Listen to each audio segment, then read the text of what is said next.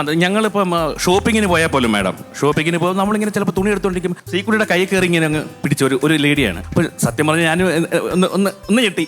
അപ്പൊ അവരെ ആദ്യമേ ചോദിക്കുക, വണ്ണം കുറയ്ക്കാൻ താല്പര്യമുണ്ടോ? എന്റെ കയ്യിൽ ഒരു സംഭവം ഉണ്ട്, അത് കഴിച്ചാൽ മതി, അത് മരുന്നൊന്നുമല്ല, അത് ഇതാണെന്ന് പറഞ്ഞ് അങ്ങ് തുടങ്ങുക. അവരത് ക്യൂരിയോസിറ്റി കൊണ്ട് ചോദിക്കുന്ന അവരുടെ സംഭവം എന്ന് വെച്ച് കഴിഞ്ഞാൽ ആ പ്രോഡക്റ്റ് വിൽക്കുന്ന അവർക്ക് കമ്മീഷൻ കിട്ടും. പക്ഷെ അന്നേരം ഞാൻ ഇമ്മീഡിയറ്റ് ഒറ്റ കാര്യം പറഞ്ഞോളൂ, ഇപ്പൊ ഞങ്ങൾക്ക് രണ്ടുപേർക്ക് ഏകദേശം ഒരേ തടിയായതുകൊണ്ട് ഞാൻ പറഞ്ഞു, ഞങ്ങൾ ഇത്തിരി കഷ്ടപ്പെട്ട് ബുദ്ധിമുട്ടി ഉണ്ടാക്കിയ തടിയാ, ഇപ്പൊ അത് കുറയ്ക്കാൻ കഷ്ടപ്പെട്ടുണ്ടാക്കിയ തടിയാണ്, കുറയ്ക്കാൻ തീരെ താല്പര്യമില്ല. പിന്നെ ഈ പരിസരത്തോട്ട് ആരും വരണ്ടെന്ന് പറയും. Very good. കല്യാണ സമയത്ത് എങ്ങനെയായിരുന്നു ശ്രീകുട്ടി?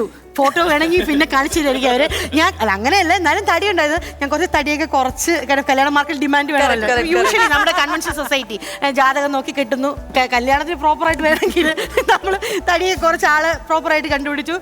അപ്പോഴേ മുകേഷിന്റെ അമ്മ പറഞ്ഞു, അവർക്ക് തടിയൊക്കെ ഉണ്ട്, നല്ല കുട്ടിയാണ്, പിന്നെ എന്നെ ഒന്നും പറയില്ല, പ്രസവം കഴിയുമ്പോൾ പെൺപിള്ളേർ എന്തായാലും തടിക്കും, നീ അതിനെ കുറിച്ച് പോകുന്ന. മുകേഷിനെ വിചാരിച്ചില്ല ഇത്ര ഞാൻ വളരുന്നുള്ള പ്രസവം കഴിഞ്ഞു തടിക്കുന്ന പറഞ്ഞു. ഞാനിവിടെ അങ്ങ് വളർന്നുകൊണ്ട് കുഴപ്പമില്ല.